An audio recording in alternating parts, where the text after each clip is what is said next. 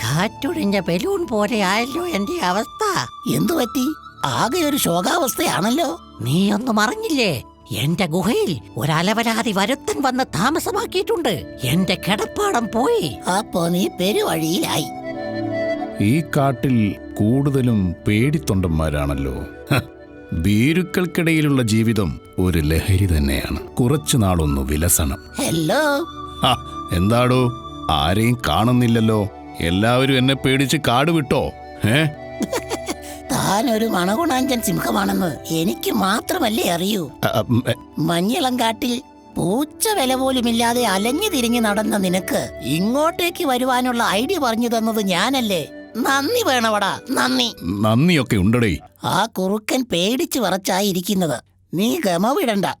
പിന്നൊരു കാര്യം, അവൻ താൻ വിചാരിക്കുന്നത് പോലെയല്ല. പിന്നെ ലോക തരികിടയാണ്. കൂടെ കൂട്ടിക്കോ.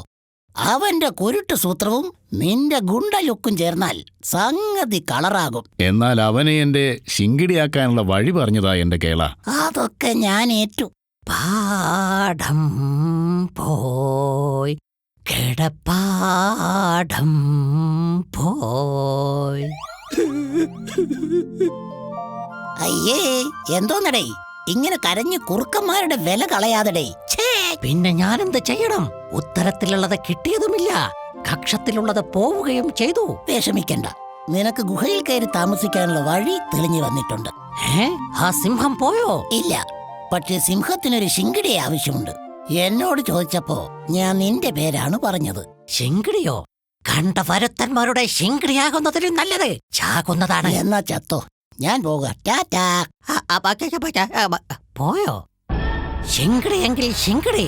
അവന്റെ കൂടെ കൂടിയിട്ട് 8ന്റെ പണി കൊടുക്കാൻ പറ്റിയ അവസരമാണിത്. ശരിയാക്കി തരാം. അതെ, ഞാൻ കേട്ടത് ശരിയാണോ? കേട്ടതെന്താണെന്ന് പറയണേ. അയൽവനത്തിൽ നിന്നും ഒരു സിംഹം വന്നിട്ടുണ്ടോ?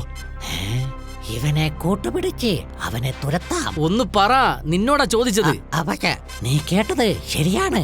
അവൻ ഇവിടെ വന്നതിന്റെ പ്രധാന ഉദ്ദേശം മാനിറച്ചി ശാപ്പിടുക എന്നതാണ്. അയ്യോ എന്റെ അമ്മോ, പണി പാളിയോ? നീ പേടിക്കണ്ട, നമ്മൾ ഒറ്റക്കെട്ടായി നിന്നാൽ അവനെ കാടുകടത്താനാകും. നീ ഞാൻ പറയുന്നത് പോലെ അനുസരിച്ചാൽ മതി.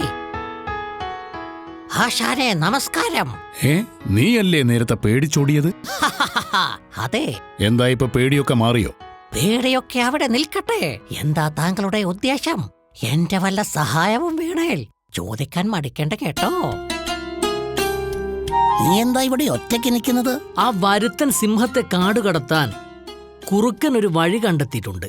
ആ സിംഹത്തെ അവൻ സൂത്രത്തിൽ ആ പാറക്കല്ല് നിറച്ച ചാക്കിൻ ചുവട്ടിലെത്തിക്കും. അപ്പോൾ ഞാൻ ഈ ചരട് പൊട്ടിച്ചാൽ അവന്റെ കാര്യം കട്ടപ്പുകയാകും. അങ്ങനെയോ? ആ വരുത്തൻ ഇവിടെ വന്നതിൽ പിന്നെ ഞാൻ സമാധാനായിട്ട് ഉറങ്ങിയിട്ടില്ല. അത് ശരി, അപ്പൊ ഇതായിരുന്നല്ലേ പരിപാടി.